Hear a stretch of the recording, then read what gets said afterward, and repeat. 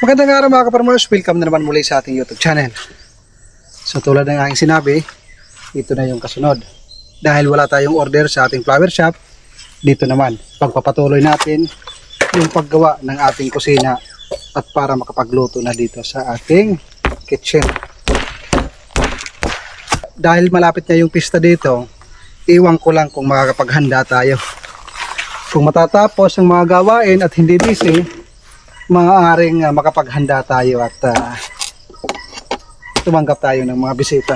Pero sa ngayon, hindi muna ako magsasabi kung maghahanda ba tayo o hindi dahil nga yung ating budget ay nilaan ko sa mga munting investment. Katulad na lang ng ating flower shop. Yan. Ito na yung ating binuhusan. Yung mga kaparamso.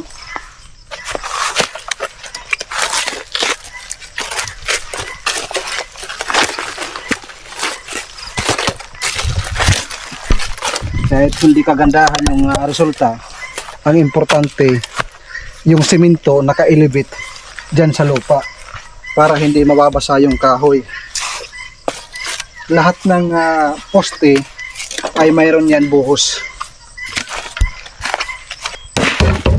Ito yung tinapalan natin mga ka-farmers nung nakaraan. Ito yan, kailangan tanggalin. Oh, ang daming langgam oh. Ito yung langgam na nakikita ko. Yung kanilang itlog ay niluluto. Mga itlog nila. Dami. Ang naging resulta okay naman. Hindi na pupunta doon yung tubig. Dito na. Papunta sa likuran. Kasi yan po yung harapan. Ngayon, gagawin na namin yung kusina. Hindi man matapos, ang importante masimulan at dahan-dahan natin magawa. Ang bigat, grabe. Makapangkas ito na slab. Ayan. Oops. Is lang brad ha. Baba ng konti. Dusog dito. Ayan. Dahan-dahan. Oh. Dito ka sa gilid. Nag-aalog at saka waray-waray. Nag-aalog-halo na. Dito ka sa gilid.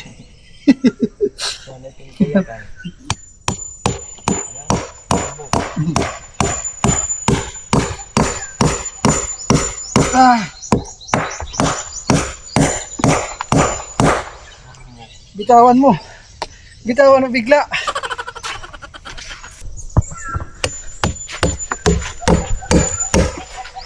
Quattro yung ginamit natin na pako para siguradong baon.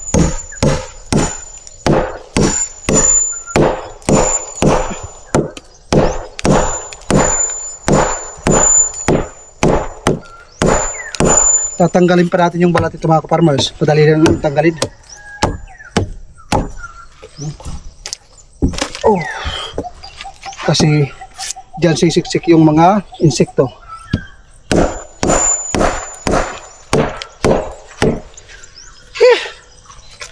Silipan mo brad ha. Ang labanan dito ay silip-silip lang. Pantay ba or kailangan iangat? Okay naman. Wala nang metros. Angat lang silip lang. Okay na? Ang ano lang, angat lang konti. Angat na konti. Ah. Kasi para Ang ganyan. mga 1 inch. Ganyan. Ay sus. Bro, si Brad. Malupit. Hindi kaya yung pako kasi napakakapal. Kahit 5 may hirapan. Wala naman binibinta dito sa amin na 6 inches na pako. Sabihin mo Brad ha, angat ko ha. Sige. Hop. Okay na. Oo.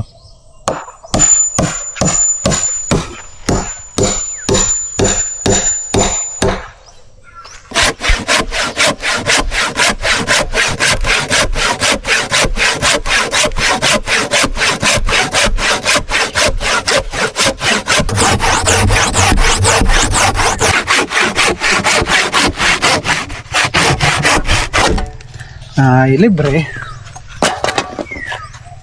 Napakakinis oh. Kahit yung ating lagare ay kinakalawang na. Salitan kayo mga kaparmers. Teamwork ang kailangan.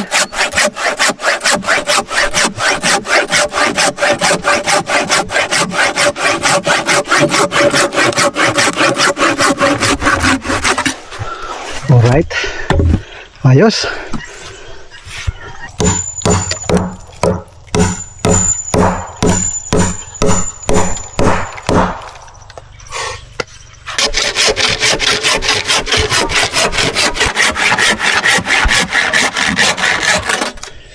Grabe, mainit talaga.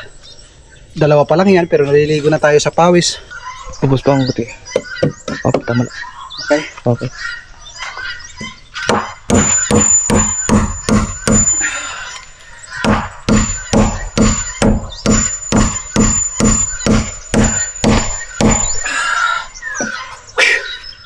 Grabe. Sinadya namin to na ganyan. Dahil papatong pa dito yung isa papunta doon. Kasi yung haba nito hindi kasya papunta doon. Ang ingay na ating giniya.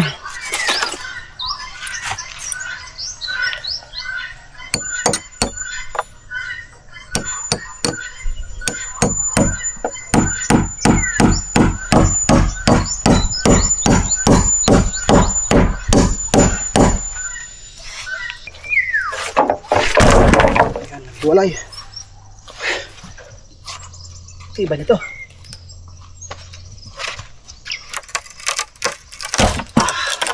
Pwede pa ito. Itong tatlo na yan, driversan natin. Isa, dalawa, tatlo. Ayan. Ito muna yung ating gagawin. Mamayang hapon ipagpapatuloy natin dahil pupunta pa kami ni Mrs. doon sa anti-flu ni Bibi. Vaccine. Punta pa kami ng Burawin Leyte. Grabe, init. Mag-alas 9 pa lang. Taas pa. Tidak. Ha? Tidak. Okay? Okay. Oh. Doon na natin to. Doon na nga. Sige. Tidak. Papako kaya kasi puro ano. Puro ano, Brad? Dito sa taas. Sige. Isa ka dala, igulugod. Kay parante man hirada. Pwede? Oo, tidak.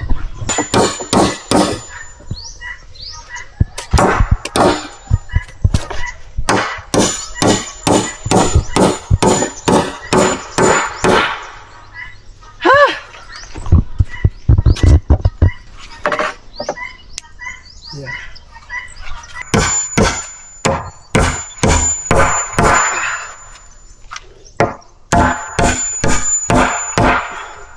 Kailangan 4 Brad. Last na ito mga kaparmers. Kawawa naman yung itsura ko. Bitas ang tsinelas. Dugyutin. Yung talagang buhay ng isang farmers. Pero nag-iiba yung aking itsura pag nakasukbit ng susi ng sakyan eh. Ano Brad? Pero pag ganito, pupunta ka sa ano, bilihan ng grocery at saka agribit, parang titingnan ka mula ulo hanggang paa. Pero pag nakakasasakyan ka, bakit kaya ganyan? Nag-iiba yung paningin ng tao. Sir! Anong sa'yo, sir? Buhay talaga ng tao.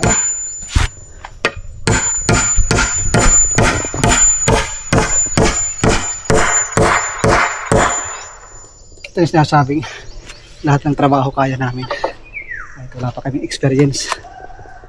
Pag ako mayroon interview doon sa ibang bansa, hindi ko sinasabing hindi ko kaya. Sinasabi ko susubukan ko muna. Papatunayan ko muna.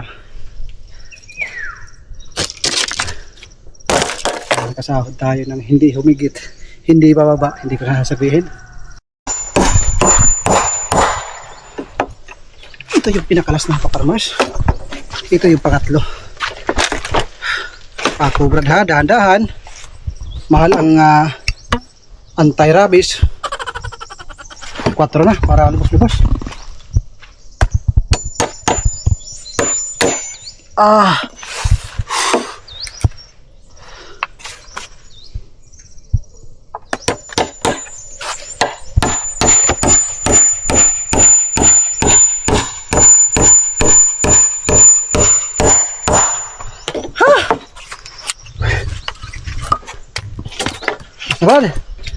Ikot mo sa harapan.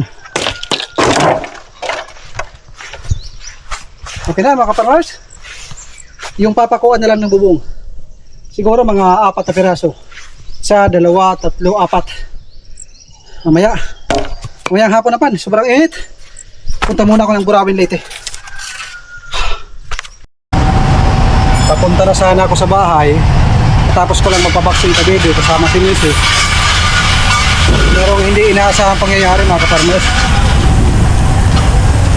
Nawalan ng hangin.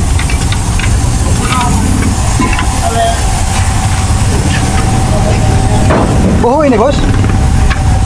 Buhuy ito no?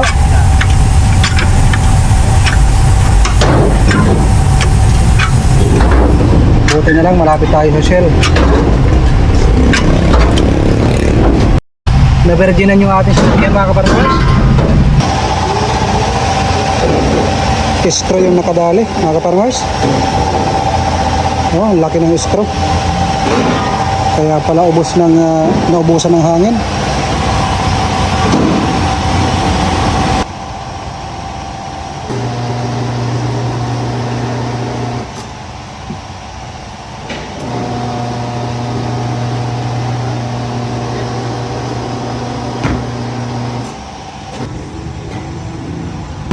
Ayan na mga kaparmers. Ayos na rin at makabalik tayo sa ating ginagawa na kusina sa Triangle Farmhouse. Kailangan by 2 o'clock makabalik ako doon. Hindi, kinatagan yung tip. Happy birthday. Salamat. Joke lang. Thank you. Ito na mga kaparmers. Magagamit na yung ating mga kawayan ng mga backup. Maganda daw ito dahil na-dry na. Hindi nakakainin ng bukbuk. Ito Brad. Ayan. Mga ganyan size. 5 piraso. 5 or 4. Mga yung matanda na. Yung kunin mo. Yun. Yun, ito. Ayan. Ayan, matanda yan, matibay yan. Gamit yung aming kawayan. 6 na piraso yung aming lalagyan ng pakuan ng bubong. Kagagaling lang namin doon sa Burawin at tumambay ako sa shop. Ayun nga, kahapon nabutas yung gulong ng ating motor. Ngayong araw naman yung gulong ng ating sasakyan. 1, 2, 3.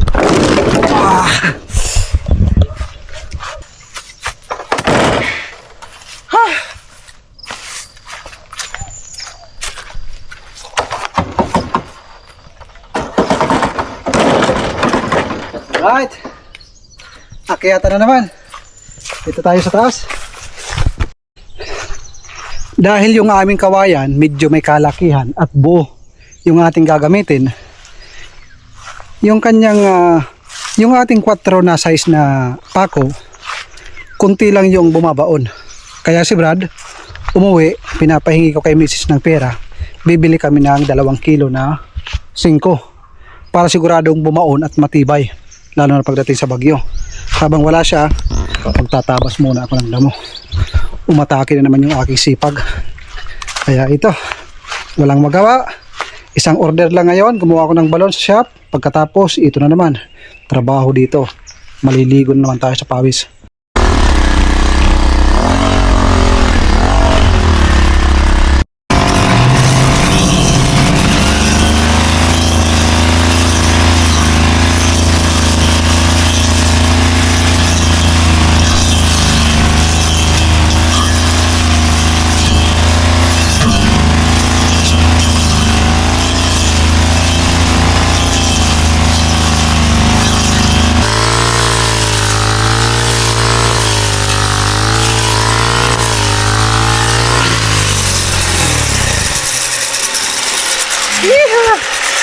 Ginaganahan na naman ako magtabas ng damo.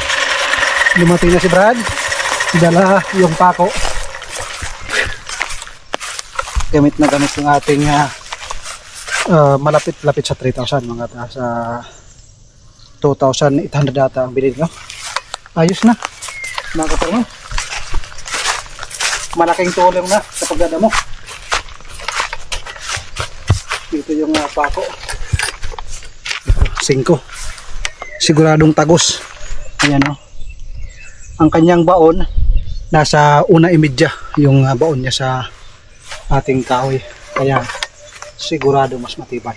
Tuloy yung ating pagpapanday ng ating kusina. Mamaya na yung pagdadamo. Yung pagtatabas ng damo. Ginagawa ko lang yung pahinga. Itong saging na ito, maaaring matanggal to. Inaantay ko na mamunga para mapakinabangan. Kaso sagi dito sa aming kusina, kailangan i-sacrifice. Ang aming tandem ni Brad nandoon siya sa may triangle house, naghahanda ng pagkain ng ating mga alaga. Ako naman dito sa taas nagpapako ng papakuan ng bubong. Huwag kang mababali, ha, tatawa yung ating mga basher. Mahirap kasi yung aakyat bababa, kaya tinitiis ko na. Ginagamit ko yung aking pagka-balancer. Sa pakiramdam, pinagpapawisan tayo at habang unti-unting nakikita yung ating pinagpaguran. Iba ni Brad, oh. Ito yung aking ginagawa. Pinapako ko yung nalagyan ng bubong. Importante malagyan ng bubong para kahit umulan pwede kayo magtrabaho sa ilalim. Kung gagamit kayo ng buo na kawayan katulad nito, yung size niya is ganito, ayan, ito mas malaki, kasyang kasya, good size yung 5 na pako na gagamitin. Mas mainam kasi pag buo at hindi tinatabasan, kasi humihina yung pundasyon pag nilagyan ng butas dito sa ilalim, tinabasan. Mas maganda pag buo para matibay pagdating sa bagyo. Doon nakalagay yung ating mga alaga. Diyan ako nagtabas ng damo kanina. Bawat umaga at saka hapon, kahit 20 minutes, 30 minutes, matatapos din yan. Tulad ng aking sinabi, yun po yung aking pahinga. Nandoon sa likuran ng triangle house yung ating CR. Ayun, pag mayroon ng CR, kitchen, kumpleto na. Sunod natin tatapusin yung ating triangle house. Sa mga hindi pa nakakaalam, yung ating triangle house ay mayroon po yung second floor at mayroon na din linya ng kuryente. Mula dito sa ating triangle house papunta doon sa poste, 200 meters po yan. Pakain muna tayo ng ating mga alaga.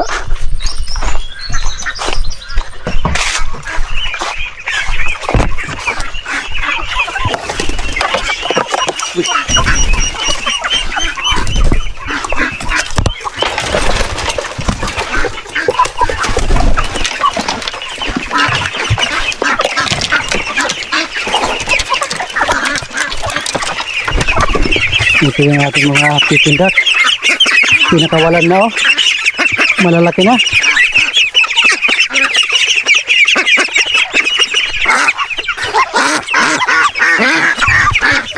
Ang kagandahan sa ating mga pikindak, hindi nagwawala pag pinapakain tong mga native na manok.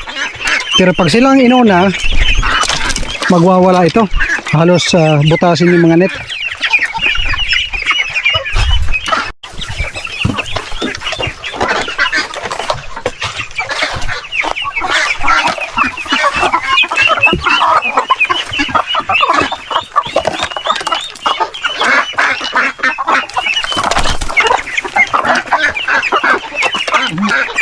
Malakas na yung mga itlog, mga kaparmers. Kumbaga pumapasok na ang pira dito. Pero sa ating mga Peking duck, puro pa lang palabas. Pero pagdating ng 6 months to 7 months, makapag-breed na tayo ng Peking duck. Ayun, may papasok, mayroong palabas.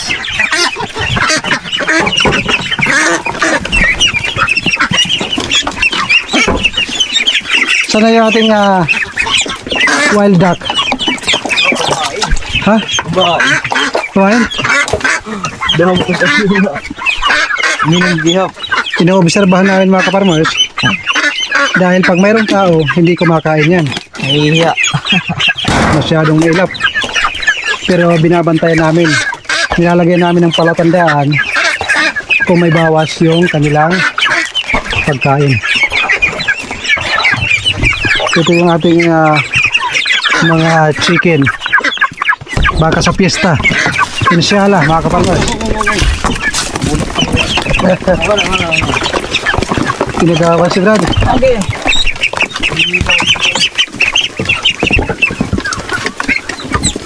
Dito, dali.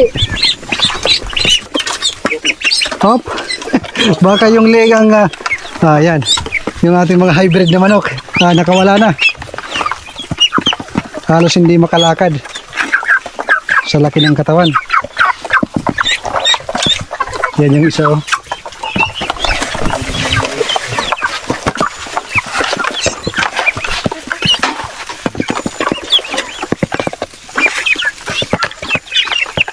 Hindi ba kulang, Brad?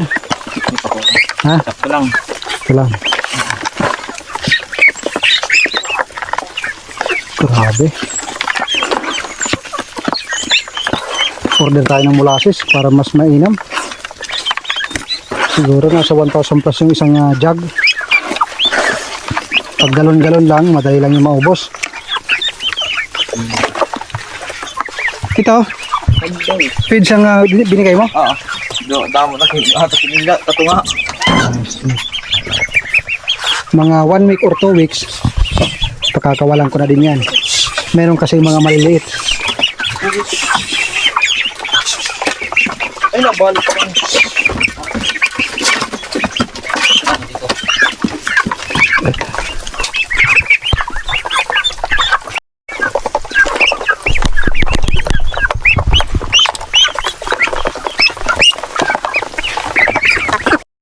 Pasimple lang na kumakain yung mga wild duck. Ayan, o. Sa inyo mga kaparmers, anong tawag ito? Sa amin ang tawag dito ay kulimaw. Masyadong mailap ito. Grupo-grupo. Pag nakikita ko dito sa amin, naghahanap palagi ng tubig. Sobrang taas ang lipad nito. Kumakain siya ng ang tawag nito, Brad? Ito yung finisher ng Unifeeds, no? Yan yung binibigay namin na pagkain. Oh, gustong tumakas. Sana mapaamo natin yan. Kaya hinalo natin dito sa ating Peking duck para masanay sila. At pag mayroong babae, i-crossbreed natin sa Peking duck. Tingnan natin kung ano ang maging resulta. Yung isa masyadong mailap, oh, nagwawala.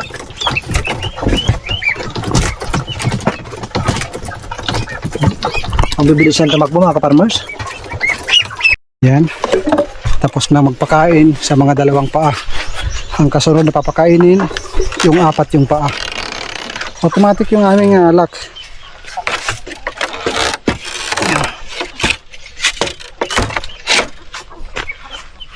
Doon naman sa kabila. Sa ating mga native pigs.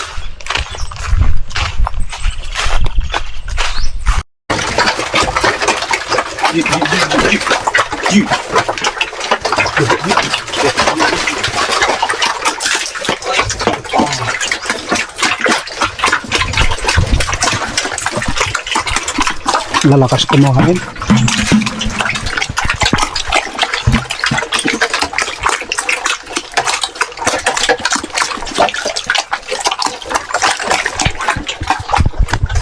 Yung ating Madre de Agua, buhay na buhay.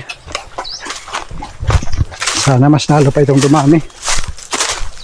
Dahil palagi nang umuulan dito. Kaya green na green yung dahon ng ating Madre de Agua. Malalaki na. Meron nga kawayan o natumba. Kailangan tanggalin.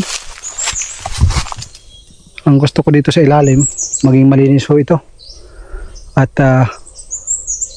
Mas mainam kung meron tayong tambayan kahit sobrang init. Pagdating dito sa ilalim, napakalilim.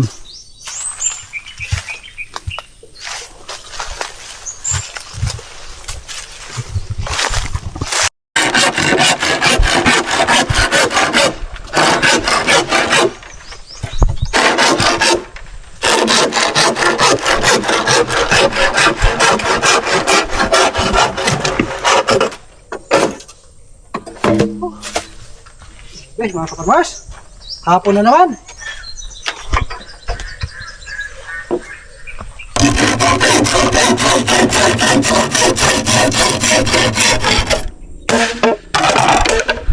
Ayan na mga kaparmas. Ito yung papakuan ng bubong. Matibay dahil mga buo na kawayan. At kita nyo naman, baon na baon yung pako dahil 5 yung ginamit. Ang importante, meron ng bubong, tapos meron ng saingan.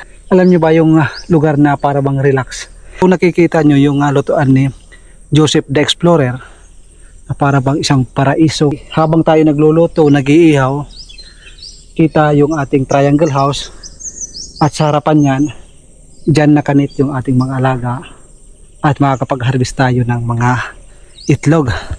Tapos dito yung garden, yung malunggay, oh, buhay na, meron na mga dahon, at saka yung ating mga upo, kalabasa.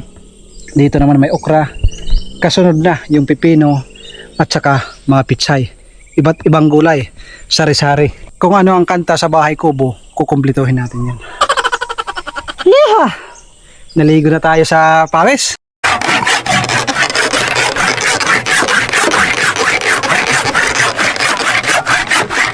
Yung aming lagare, kahit sobrang purol, nakakadali, dinadaan na lang sa lakas, kaso nakakapagod.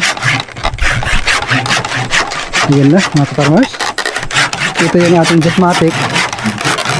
Doon yung kusina, sa likuran yung hugasan, pwedeng maglaba dito, di ba? At dito rin tayo mag-prepare ng pagkain ng mga alaga. Lalagay tayo ng extension mula sa ating triangle house.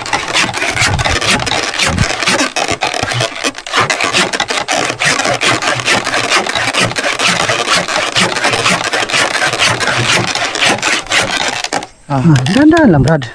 Huwag masyadong ubusin ang lakas. Wala na bukas. ay, pagtanggal ah. Hindi natin yun.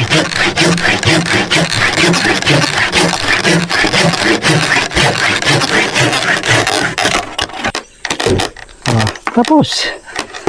Okay. Hapon na.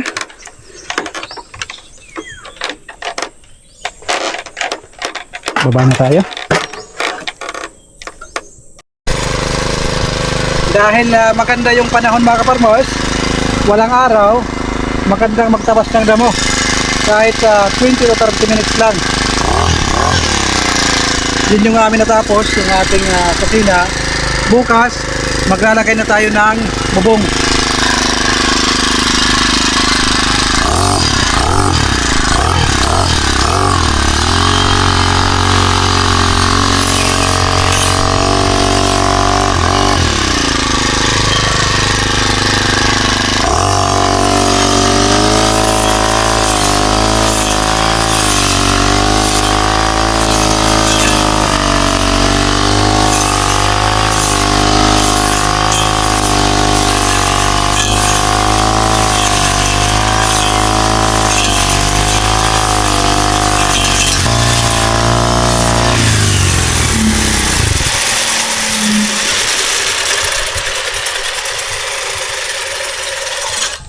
Tama na. Mag-alas 6 na mga kaparmers. Ayan o, malapit na tayo sa ating mga alaga. Yan po yung aking pahinga mga kaparmers. Ngayon, tapos na yung aking pahinga, mag-out na ako dito sa ating farm. Pupunta ako sa ating flower shop upang tulungan si Mrs. at i-check kung mayroong order. Sa susunod na araw, mayroon tayong contract surprise. I-check nyo yung ating ibang YouTube channel, Florian and Bubbles. Pangalan namin yan ni Mrs. Nandoon namin i-upload yung mga contract surprise namin. para yung mga memories ng mga customers na nagpa-Caltrans surprise may upload namin sa YouTube para hindi mawala at magawa namin ang video. Kasi yun ang gusto ng customer. Meron silang memories na hindi mawawala. So ang ginawa namin, nandun sa aming YouTube channel na Florian and Bubbles. Maaari nyo rin subscribe at panoorin yung aming mga nakaka-touch na mga video.